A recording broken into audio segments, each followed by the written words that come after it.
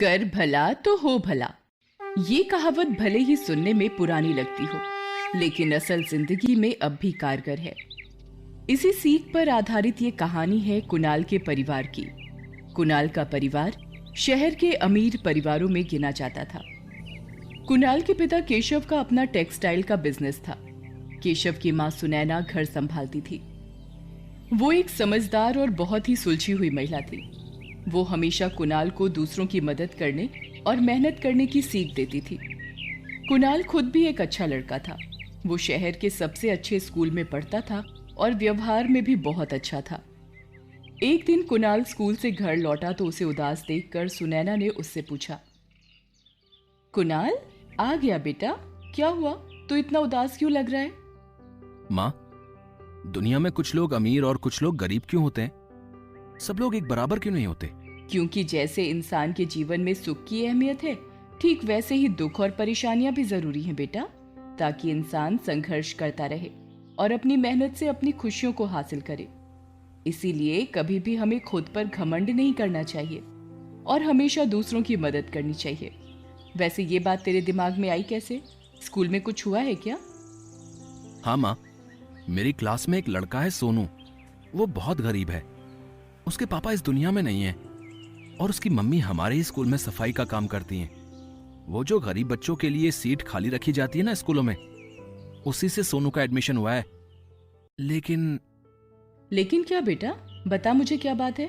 माँ, सोनू को मेरी क्लास के कुछ बच्चे बहुत परेशान करते हैं। सब उसकी गरीबी का मजाक उड़ाते हैं, उसे कामवाली का बेटा कहकर चिढ़ाते हैं। मुझे ये सब अच्छा नहीं लगता माँ। आपको पता है, सोनू पढ़ने में बहुत अच्छा है, लेकिन वो बेचारा इतना गरीब है कि स्कूल में कभी टिफिन लेकर भी नहीं आता। वो स्कूल में पूरा दिन भूखा रहता है माँ। ये तो बहुत दुख की बात है बेटा। तुमने ये सब अपनी टीचर को बताया? नहीं माँ, ऐसा करने पर कहीं वो लोग मुझे भी परेशान करने लगे तो? बेटा, किसी की मदद करना सबसे अच्छा काम होता है। हम जैसा दूसरों के साथ करते हैं, ठीक वैसा ही हमारे साथ भी होता है। तुम्हें सोनू की मदद करनी चाहिए।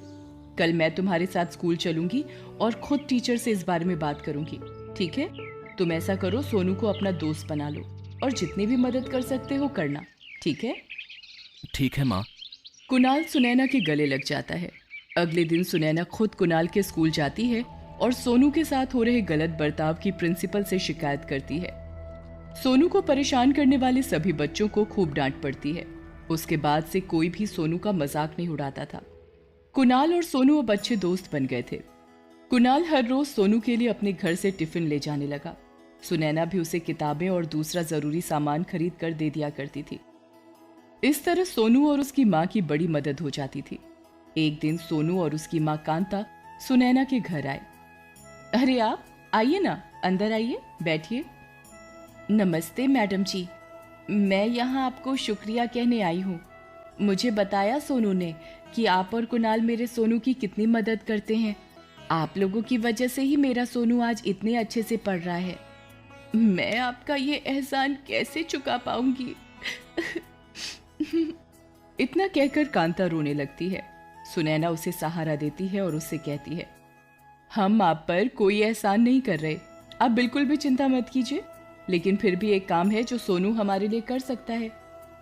जी बताइए ना, क्या कर सकता है सोनू आपके लिए? सोनू को खूब मन लगाकर पढ़ना होगा और पढ़ लिख कर अच्छी नौकरी करनी होगी।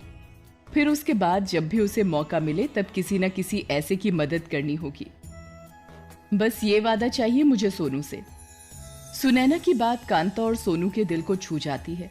सोनू उससे वादा करता है कि वो मन लगाकर पढ़ेगा और किसी की मदद करने से कभी पीछे नहीं हटेगा। इसके बाद सोनू और कांता वहां से चले जाते हैं। वक्त बीता और दोनों बच्चों ने एक साथ स्कूल की पढ़ाई पूरी कर ली। सोनू को आगे की पढ़ाई के लिए एक एनजीओ से स्कॉलरशिप मिल गई, जिसकी मदद से वो दूसरे शहर में पढ़ने चला गया। उसकी माँ कांता भी उसके साथ ही चली गई। कुणाल भी कॉलेज जाने लगा।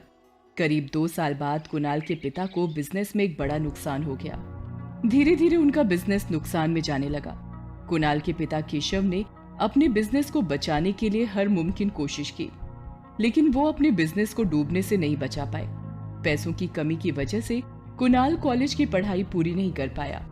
नौबत ये आ गई कि बिजनेस पर लिए गए लोन को चुकाने के लिए केशव को अपना घर तक बेचना पड़ा। इस सब से केशव को बहुत गहरा सदमा लगा, जिसे वो बर्दाश्त नहीं कर पाए और उनका देहांत हो गया। केशव की मौत सुनैना और कुणाल के लिए एक बहुत बड़ा झटका थी। उनके पास रहने के लिए घर भी नहीं था। सारे रिश्तेदारों और जानने वालों ने भी उनसे मुंह फेर लिया था। मजबूरी में उन्हें फुटपाथ पर रहना पड़ा। सुनैना एक दिन कुणाल को उदास देखकर उससे कहती है, कुणाल, ऐसे परेशान नहीं होते बेटा, सब्र रखो। कैसे सब्र रखूं माँ? मुझे तो ये समझ नहीं आ रहा है कि हमारे साथ आखिर इतना बुरा कैसे हो सकता है। हमने तो कभी किसी का बुरा नहीं किया। पहले हमारा घर बिक गया, फिर पापा हमें छोड़कर चले गए। आपने जैसा सिखाया था, मैंने कभी किसी का बुरा नहीं किया। जितना हो सका दूसरों की मदद करने की कोशिश की मैंने। फिर ये सब क्यों हुआ माँ? कुणाल की आंखों में आंसू थे। सुनैना भी दुखी थी। उसने कुणाल के आंसू पोंछे और फिर उसे समझाते हुए बोली, मैंने ये भी तो समझाया था ना बेटा कि वक्त हमेशा एक जैसा नहीं रहता। ये सच है कि तेरे पापा का इस तरह चले जाना वाकई बहुत बड़ा दुख है हमारे लिए, लेकिन जैसे अमीरी नहीं रही वैसे ही गरीबी भी ज्यादा दिन नहीं रहेगी बेटा। हमें लड़ना होगा, मिलकर लड़ना होगा। कुणाल को सुनैना की बात समझ आ गई थी। वो उसी दिन से अपने लिए काम की तलाश में लग गया। सुनैना भी लोगों के घरों में काम करने लगी, जिससे उन दोनों के खाने का जुगाड़ तो होने लगा, लेकिन रहने का इंतजाम अभी भी नहीं हो पा रहा था। फुटपाथ के पास ही दोनों एक छप्पर डालकर उसके नीचे रहने लगे। कुणाल अपनी कॉलेज की पढ़ाई पूरी नहीं कर पाया था, इसी वजह से उसे कहीं भी नौकरी नहीं मिल पा रही थी। मजबूर होकर उसने एक फैक्ट्री में मजदूरी का काम शुरू कर दिया। एक दिन जब कुणाल मजदूरी कर रहा था, तभी उसकी फैक्ट्री के मैनेजर की नजर उस पर पड़ी। वो काफी देर तक उसे देखता रहा और फिर कुणाल के पास आकर बोला, सुनो, तुम कुणाल हो ना? जी मेरा नाम कुणाल ही है, लेकिन आप कौन और मुझे कैसे जानते हैं आप?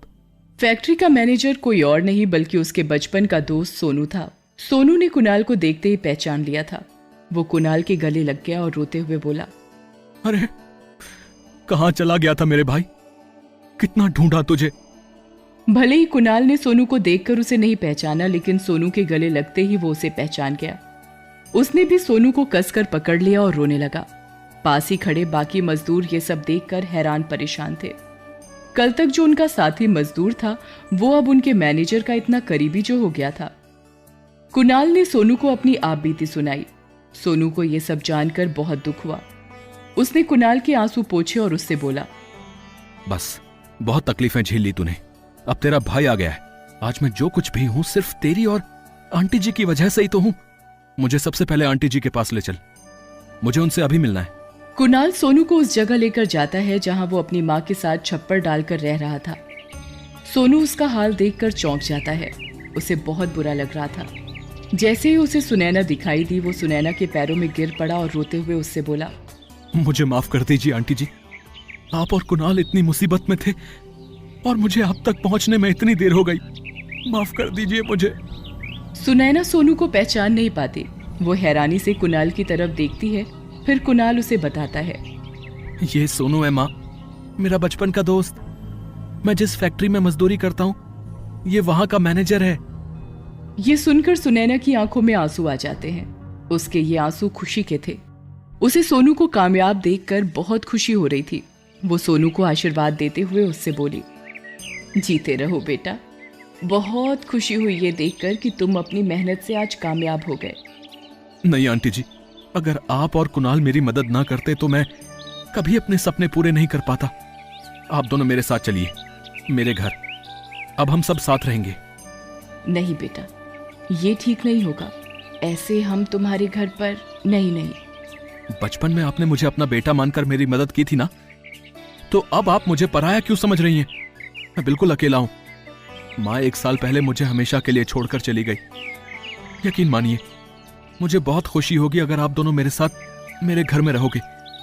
और वैसे भी मुझे आपसे किया वादा भी तो पूरा करना है ना, किसी की मदद करने का। सुनैना सोनू की बात सुनकर भावुक हो जाती है। उसे कांता की मौत के बारे में जानकर बुरा लग रहा था। वो सोनू की बात मान लेती है और कुणाल के साथ सोनू के घर रहने चली जाती है। सोनू एक आलीशान घर में अकेला रहता था। सोनू सबसे पहले कुणाल की कॉलेज की पढ़ाई पूरी करवाता है और फिर उसी फैक्ट्री के अकाउंट सेक्शन में उसे एक अच्छी नौकरी दिलवा देता है। अब सब ठीक हो गया था। सुनैना और कुणाल के बुरे दिन बीत चुके थे और सोनू भी अब इस दुनिया में अकेला नहीं था।